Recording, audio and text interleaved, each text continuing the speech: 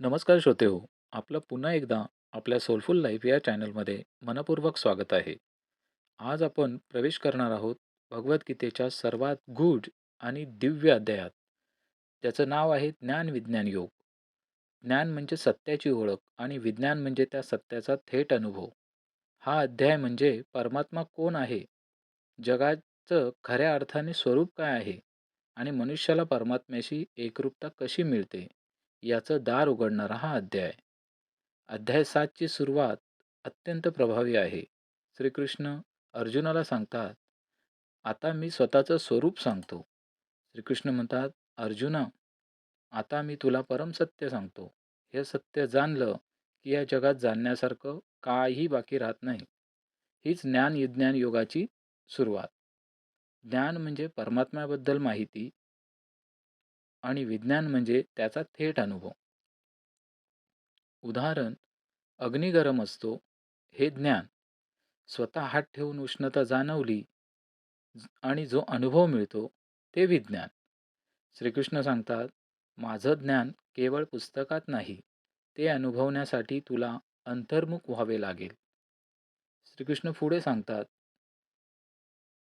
अर्जुना, हे संपूर्ण विश्व माझ्याच ऊर्जा तत्वात विहरतं. त्यासाठी ते पुढे 8 प्रकृती सांगतात. एक प्रकृती आहे पृथ्वी, दुसरं जल, तिसरं अग्नी, 4 वायू, 5 आकाश, 6 मन, 7वे बुद्धी आणि 8वा अहंकार. श्रीकृष्ण म्हणतात, जगातील प्रत्येक देह हा माझ्या 2 प्रकृतींनी बनलेला आहे. मीच या संपूर्ण सृष्टीचा ऊर्जा स्रोत आहे. श्रीकृष्ण पुढे स्पष्ट सांगतात, अर्जुना, मीच पाण्यातील रस आहे. मीच सूर्याचं तेज आहे. मीच अग्नीची उष्णता आहे. मीच जीवातील प्राण आहे. हा अध्याय आपल्याला शिकवतो, परमात्मा मंदिरातच नाही, तो सर्वत्र आहे. तरी पण मानवांना परमात्मा कसा दिसत नाही? श्रीकृष्ण म्हणतात, माझं तेज पाहण्यास लोक असमर्थ आहेत, कारण ते मायेत अडकले आहेत. मायेची 3 बंधनं पुढे भगवान सांगतात. एक सत्व, शांतता, पण त्यात गर्व निर्माण होऊ शकतो. दुसरा रज, इच्छा, धावपळ, अपेक्षा. तिसरा तम, म्हणजे आळस, अज्ञान, संभ्रम. माया म्हणजे अंधार, परमात्मा म्हणजे प्रकाश. अज्ञानामुळे मनुष्य म्हणे आपणच सर्व आहोत. पण प्रत्यक्षात परमात्माच सर्वात मोठा नियंता आहे. देवाला ओळखण्याच्या 4 अवस्था, भगवान मार्गी भक्तांचे प्रकार.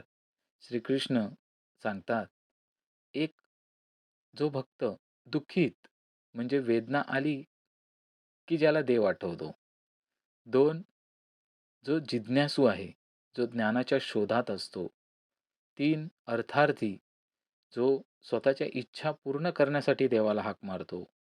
आणि जो चौथा आहे तो ज्ञानी, म्हणजे ज्ञान झालेला, परमात्म्यात स्थिर असतो तो.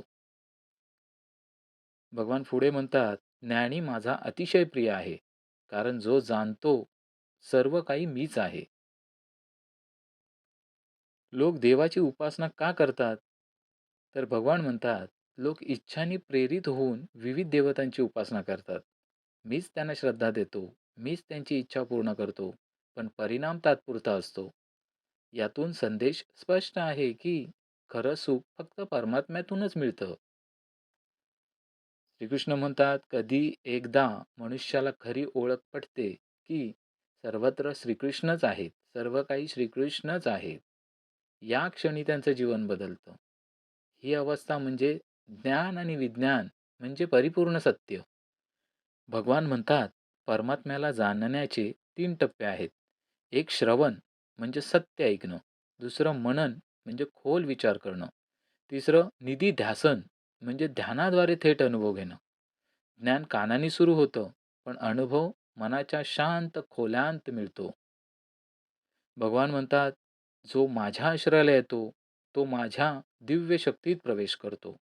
याचा अर्थ, मन शांत कर, इच्छा कमी कर, अहंकार सोड, सर्वत्र देव पाहायला शिक. भक्ती आणि शरणागती म्हणजेच परम अनुभव. तर या प्रकारे 7व्या अध्यायाचा मुख्य संदेश असाच आहे, की विश्वातील प्रत्येक गोष्ट कृष्णाच्या ऊर्जेतून जन्मली आहे. पदार्थ आणि जीव ही कृष्णाचीच दोन रूपं. माया मनुष्याला सत्य पाहू देत नाही. ज्ञानी भक्त सर्वश्रेष्ठ आहे. परमात्म्याला अनुभवण्यासाठी मन शुद्ध करणं आवश्यक आहे. परमसत्य म्हणजे वासुदेव हा सर्वम. मित्रांनो, हा होता अध्याय 7 ज्ञान विज्ञान योग. हा अध्याय आपल्याला सांगतो, परमात्मा लांब नाही. तो आपल्या श्वासात, आपल्या विचारात आणि आपल्या प्रत्येक धडधडीत आहे. जो परमसत्य जाणतो, तो भय, दुःख, भ्रम या सर्वांतून मुक्त होतो. जर तुम्हाला भगवद्गीतेचे अध्याय आवडत असतील, तर व्हिडिओला लाईक करा, चॅनलला सबस्क्राईब करा आणि भगवंता श्रीकृष्णांचे विचार आपल्या जीवनात आणा. जय श्रीकृष्ण.